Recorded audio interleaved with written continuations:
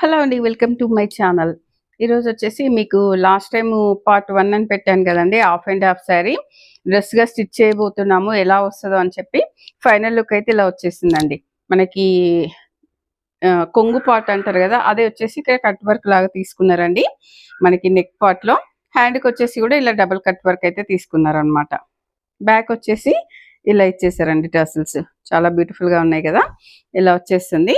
మనకింకా ఇది కొంగు పార్ట్ మిగులుతుంది గదా! అదైతే చున్నీలాగా చేయించానండి.